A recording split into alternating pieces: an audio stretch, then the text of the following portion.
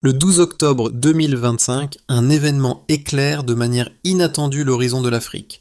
Sous le commandement du général Ibrahim Traoré, l'Alliance des États du Sahel, AES, remporte une victoire décisive contre Janim, un groupe terroriste opérant dans le désert de Tindiban. En moins de 48 heures, une offensive sans précédent ébranle la région, changeant à jamais le paysage géopolitique de l'Afrique. Ce n'était pas qu'une bataille militaire, c'était un acte de souveraineté, une affirmation que l'Afrique pouvait se défendre seule, sans dépendre de puissances extérieures. Mais dans ce tournant historique, la question se pose. Ibrahim Traoré est-il la clé d'une Afrique libérée de l'influence étrangère ? La victoire de l'Alliance des États du Sahel, AES, sous la direction de Ibrahim Traoré, marque un tournant décisif dans l'histoire de la région. Ce n'est pas simplement une victoire militaire. C'est une déclaration que l'Afrique n'a plus besoin de demander la permission pour se défendre. Les années d'attente sous la dépendance des puissances étrangères, comme les forces de maintien de la paix occidentales, laissent place à un mouvement autonome où chaque décision est prise en Afrique par les Africains pour les Africains. Mais cette victoire soulève des enjeux géopolitiques majeurs. Qu'est-ce que cela signifie pour l'avenir de l'Afrique ? Cette prise de pouvoir par les nations du Sahel pourrait-elle marquer le début d'une nouvelle ère de gouvernance souveraine, loin des influences extérieures ? Si l'AES réussit à se maintenir unie et à transformer ce succès militaire en stabilité politique et économique, cela pourrait bien servir de modèle pour toute la région. Mais le défi reste de taille. Réussir à transformer une victoire militaire en une transformation durable du pouvoir sur le continent. Le 12 octobre 2025, l'Afrique a assisté à un événement qui a profondément modifié sa trajectoire. L'Alliance des États du Sahel, AES, regroupant le Mali, le Burkina Faso et le Niger, a remporté une victoire éclatante contre le groupe terroriste Janim dans le désert de Tindiban. Une opération de 48 heures qui a surpris le monde entier. Ce n'était pas un simple engagement militaire. C'était une démonstration éclatante de souveraineté et d'unité africaine. L'opération a été entièrement dirigée par des forces africaines, sans l'intervention d'aucun conseiller militaire occidental, une première dans la lutte contre le terrorisme dans la région. Les États du Sahel, historiquement marqués par des conflits internes et des ingérences étrangères, se sont unis pour détruire une menace qui, pendant des années, semblait insurmontable. L'unification de ces pays, longtemps divisés, a été rendue possible grâce à la vision de leur leader, le général Ibrahim Traoré. Plutôt que de se concentrer sur la simple défense, il a impulsé une stratégie offensive qui a pris l'ennemi par surprise et déstabilisé ses lignes de commandement. L'utilisation de drones et de systèmes de renseignement développés localement a permis à l'AES de coordonner des frappes précises, minimisant les pertes et augmentant l'efficacité de l'opération. L'impact de cette victoire va bien au-delà de la destruction de Janim. Elle a envoyé un message puissant aux puissances occidentales et au reste du monde. L'Afrique peut se défendre seule, sans aide extérieure. Cette victoire a marqué la fin d'une époque où les nations africaines étaient perçues comme dépendantes des nations occidentales pour assurer leur sécurité. En révélant sa capacité à mener des opérations de grande envergure sans l'aide de puissances étrangères, l'AES a ouvert une nouvelle page dans l'histoire de la souveraineté africaine. Mais, au-delà de la victoire militaire, la question qui se pose est: ce modèle peut-il être répliqué à l'échelle du continent ? Et quelles seront les répercussions sur les relations internationales de l'Afrique ? Au cœur de cette révolution géopolitique se trouve une figure incontournable, le général Ibrahim Traoré. Né dans un contexte de lutte interne et de division, Traoré est rapidement devenu un symbole d'espoir et de renouveau pour le Sahel. Sous son leadership, le Sahel, longtemps considéré comme un terrain de conflits interminables et de dépendance étrangère, a réussi l'impensable. Une victoire souveraine contre les groupes terroristes qui terrorisèrent la région. Son approche, alliant renseignements de pointe, unité régionale et tactiques militaires innovantes, a non seulement permis d'éradiquer une menace immédiate, mais a également posé les bases d'un nouveau modèle de défense collective et autonome en Afrique. Ce succès n'est pas uniquement militaire, il est aussi profondément politique et symbolique. Pour de nombreux Africains, la victoire à Tindiban est le début d'une nouvelle ère de fierté et de responsabilité. Elle prouve que l'Afrique, en s'unissant et en prenant les devants, peut résister aux forces extérieures et faire face à ses propres défis sans attendre une aide étrangère. Cependant, cette victoire n'est pas sans conséquences. Elle attire aussi l'attention de puissances extérieures, principalement les anciennes puissances coloniales qui redéfinissent leur approche face à cette montée en puissance africaine. Pour Traoré, la victoire n'est qu'un premier pas. Son discours après la bataille, où il a insisté sur l'importance de l'unité régionale et de l'indépendance, a résonné au-delà des frontières du Sahel. Il est désormais vu comme un acteur clé dans la redéfinition de la place de l'Afrique dans le monde, un leader capable de transformer une situation de faiblesse en une position de force.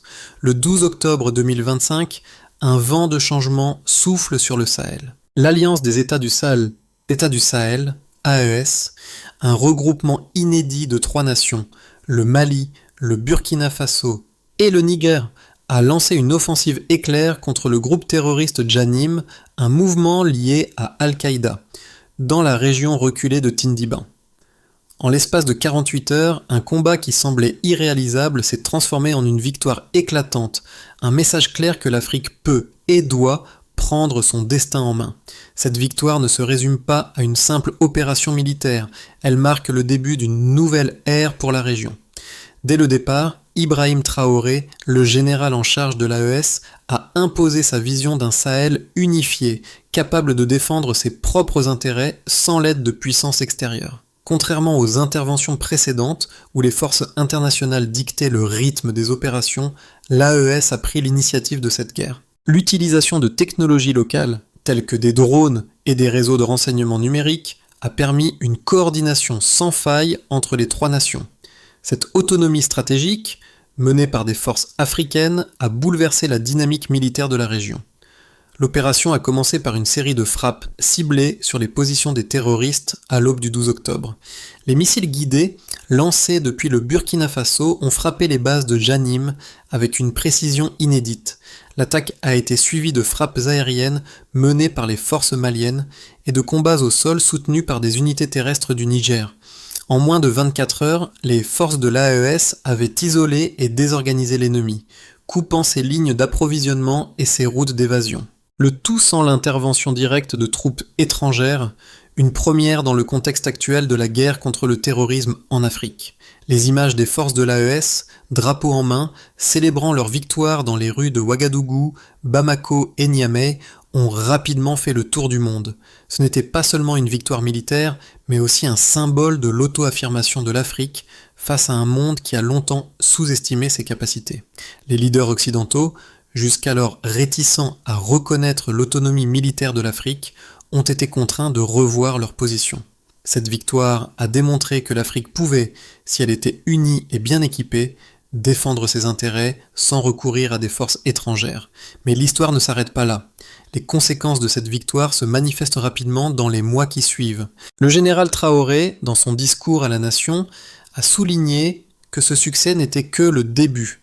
La construction d'une union durable entre les 3 pays du Sahel, fondée sur un modèle de défense commune, devient une priorité. En novembre 2025, les États membres de l'AES annoncent la création d'une commission de sécurité régionale chargée de coordonner les efforts de défense et de renforcer la coopération militaire.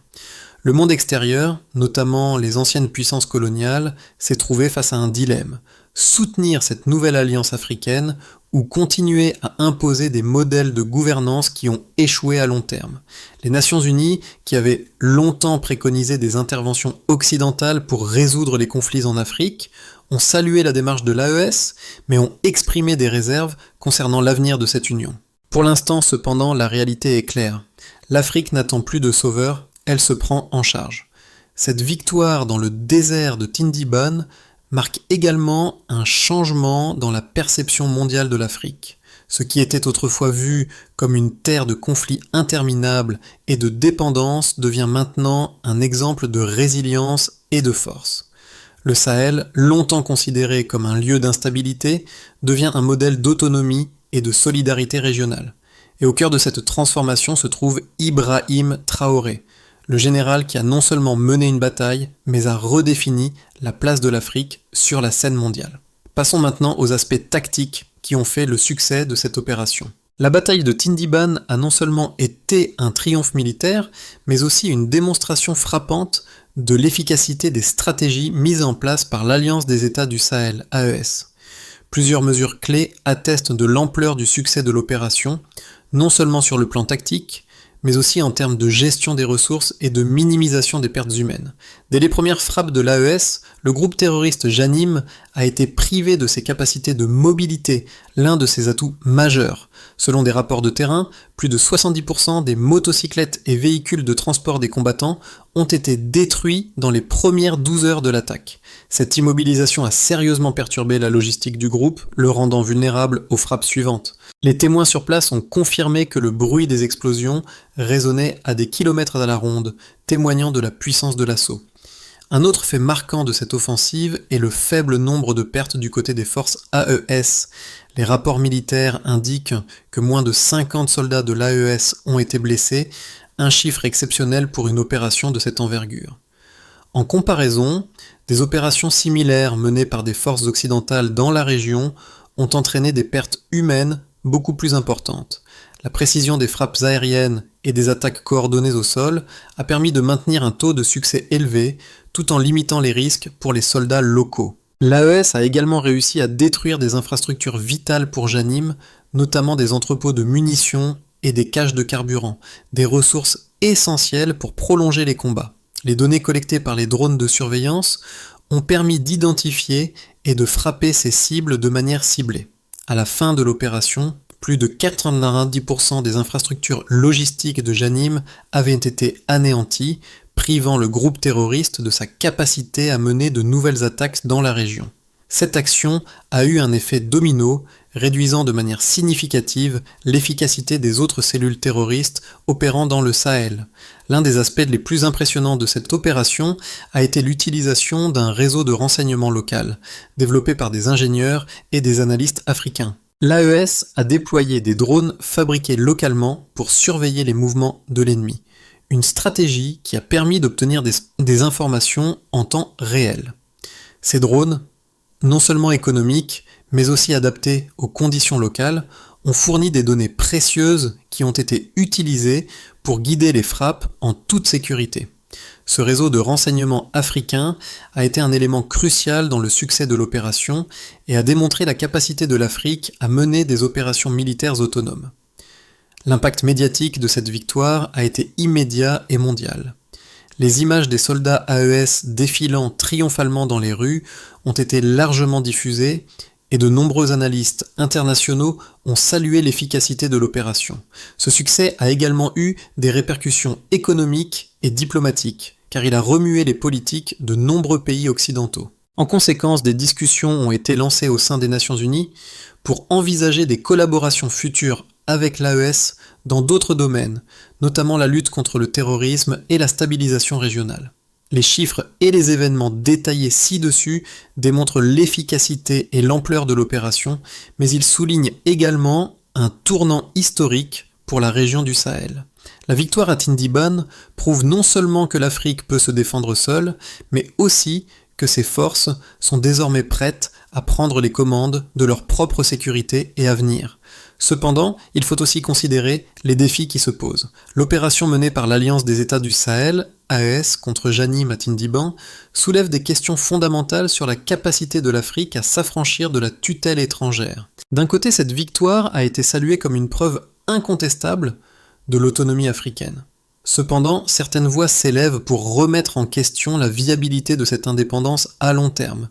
Les opposants à cette vision soulignent plusieurs défis qui pourraient entraver l'évolution de l'AES vers une force régionale durable.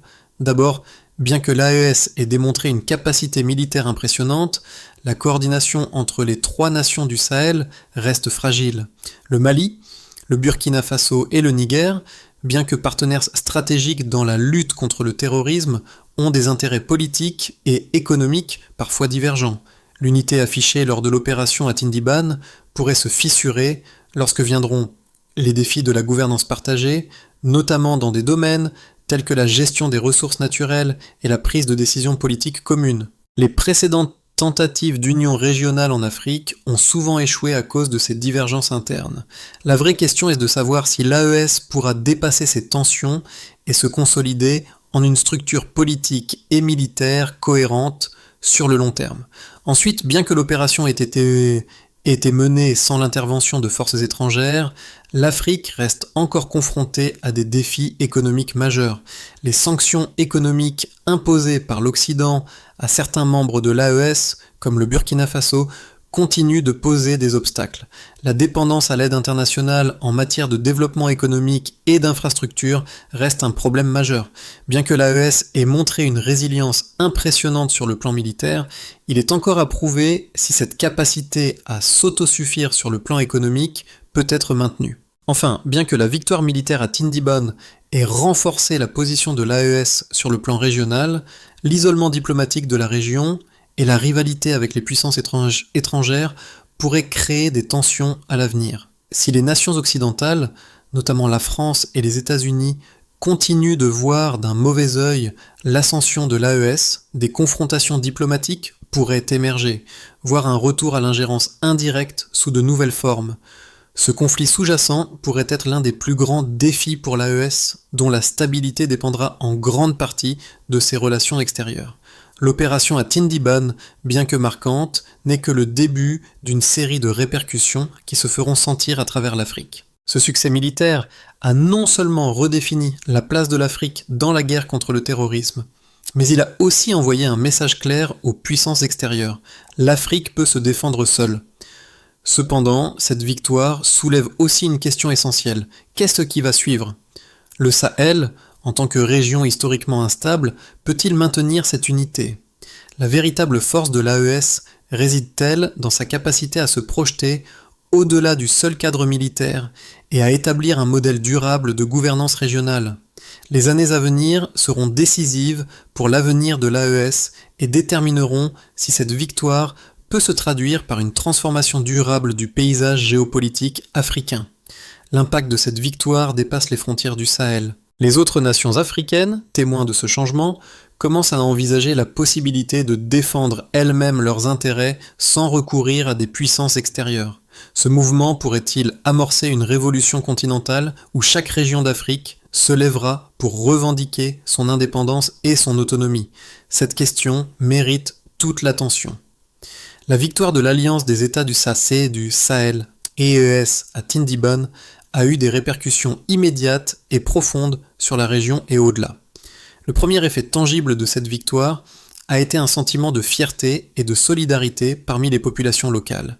Les rues de Ouagadougou, Bamako et Niamey se sont remplies de chants et de danses, célébrant non seulement la victoire militaire, mais aussi un renouveau de la souveraineté africaine. Les civils, auparavant accablés par des années de conflits et de dépendance à l'aide étrangère, ont vu dans cette victoire un signe d'espoir et de changement.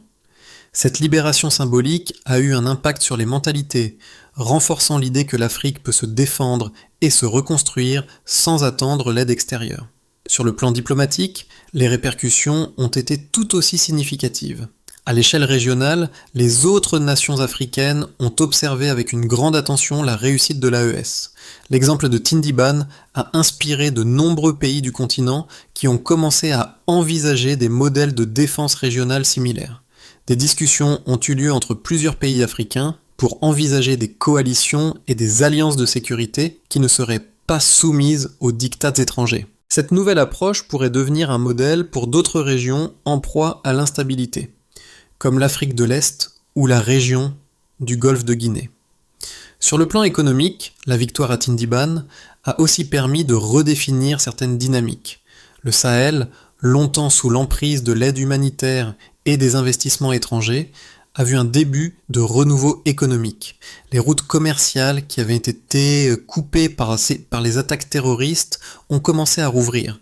Les exportations de produits agricoles et miniers, longtemps paralysées par les conflits, ont retrouvé leur rythme. À la suite de l'opération, de nouvelles initiatives de développement régional ont été lancées, appuyées par les gouvernements locaux et les acteurs du secteur privé. Cependant, malgré ces gains visibles, la région reste fragile. Les sanctions économiques imposées à certains membres de l'AES, notamment le Burkina Faso, continue de peser sur les perspectives économiques à long terme. L'accès limité aux marchés internationaux et la dépendance à des ressources naturelles encore sous-exploitées sont des défis majeurs pour l'avenir. L'AES devra non seulement renforcer sa cohésion interne, mais aussi surmonter les obstacles économiques qui risquent de freiner son développement. Enfin, l'impact sur la scène internationale est considérable. L'Occident, longtemps dominateur sur le continent africain, se trouve désormais confronté à un modèle alternatif.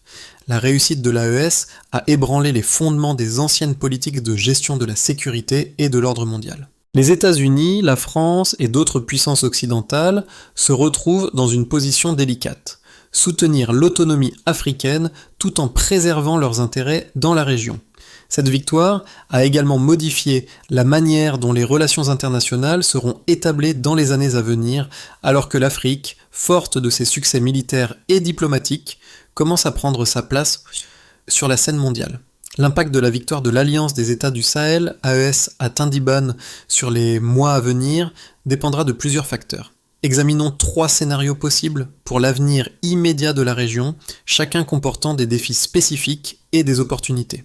Dans le scénario de base, l'AES maintient sa cohésion et utilise cette victoire pour établir une défense régionale stable. Les 3 pays membres de l'AES, à savoir le Mali, le Burkina Faso et le Niger, renforcent leur coopération militaire, politique et économique. L'Union des États du Sahel s'étend à d'autres domaines, tels que l'infrastructure régionale et les politiques économiques communes. Le Sahel devient alors un modèle de solidarité et d'autonomie, incitant d'autres régions africaines à adopter des approches similaires. Dans ce contexte, les relations internationales sont réorientées avec des négociations directes entre l'AES et d'autres puissances mondiales. Ce scénario met en avant une Afrique résiliente, prête à relever les défis internes et externes. Dans le scénario optimiste, la victoire à Tindiban se transforme en un tremplin pour un renouveau socio-économique dans le Sahel. L'AES, forte de son succès militaire, réussit à attirer des investissements internationaux tout en consolidant ses propres ressources. L'aide étrangère, autrefois perçue comme indispensable, devient marginale, et des initiatives de développement dirigées par les États africains commencent à porter leurs fruits. La création d'un marché régional dynamique, combinée à une sécurité renforcée, pourrait conduire à une prospérité relative pour la région. Toutefois, ce scénario nécessite une gestion prudente des ressources et une diplomatie habile pour éviter des tensions avec les anciennes puissances coloniales et leurs alliés internationaux. Dans le scénario pessimiste, les tensions internes au sein de l'AES se ravivent notamment en raison de divergences politiques et économiques entre les 3 membres. Le manque d'une véritable stratégie de gouvernance régionale commune pourrait entraîner une désunion, fragilisant la coopération entre les pays. L'érosion de la confiance interne risquerait de rouvrir la voie aux groupes terroristes et aux ingérences étrangères. Dans ce contexte, bien que l'AES ait prouvé sa capacité militaire, le Sahel pourrait retomber dans une situation d'instabilité. Les sanctions économiques internationales, combinées à une gestion politique inefficace, pourraient ralentir la reconstruction de la région et limiter les opportunités de développement. Chacun de ces scénarios présente des possibilités et des risques. L'avenir de l'AES dépendra de sa capacité à maintenir son unité interne tout en naviguant habilement dans un environnement diplomatique complexe. Il est crucial pour les dirigeants de la région de ne pas seulement capitaliser sur leur victoire militaire, mais aussi de mettre en place des politiques solides pour assurer une stabilité durable et un développement économique inclusif. L'impact de la victoire du Sahel à Tindiban ne se limite pas aux frontières de la région. À travers toute l'Afrique, cette victoire a déclenché un mouvement de fierté et de réflexion. Des jeunes, qui autrefois rêvaient de quitter le continent pour chercher des opportunités ailleurs, commencent à revoir leurs priorités.